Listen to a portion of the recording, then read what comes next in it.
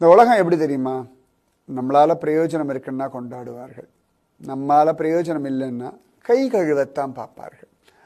அது கணவனாக இருந்தாலும் சரி, மனைவியாக இருந்தாலும் சரி, அப்பா அம்மாவாக இருந்தாலும் சரி, அண்ணன் தம்பியாக இருந்தாலும் சரி, பெத்த பிள்ளையாக இருந்தாலும் சரி, யாராக இருந்தாலும் சரி.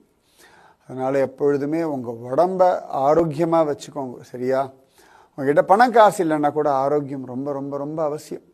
ஆரோக்கியம் இருந்தால் தான் உங்களுக்கு கடைசி வரைக்கும் மரியாதை.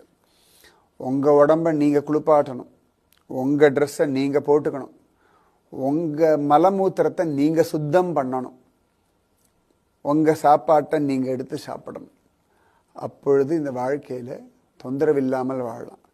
நீங்கள் பெரிய கோடீஸ்வரனாகவே இருந்தாலும் ஆரோக்கியம் இல்லை அப்படின்னா உங்கள் ரூம் பக்கம் கூட ஆள் வர மாட்டான். நான் சொல்கிறது கசப்பாக இருக்கும், ஆனால் இதுதான் யதார்த்தம்.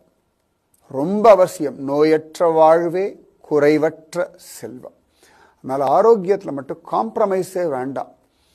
பல கோடி ரூபாய் ஓடி ஓடி சம்பாதிக்கிறேன், நான் ராப்பகலாக உழைக்கிறேன். யாருக்கு? சரி, ராப்பகலாக சம்பாதிச்சு கோடி கோடியாக சம்பாதிச்சு ஏசி வச்சுக்கலாம், பெரிய கார் வாங்கலாம், அந்த கார் வைக்கிறதுக்கு பெரிய வீடு வாங்கலாம்.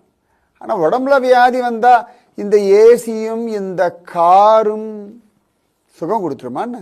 சத்தியமாக தராது. ஆரோக்கியமாக இருந்தால்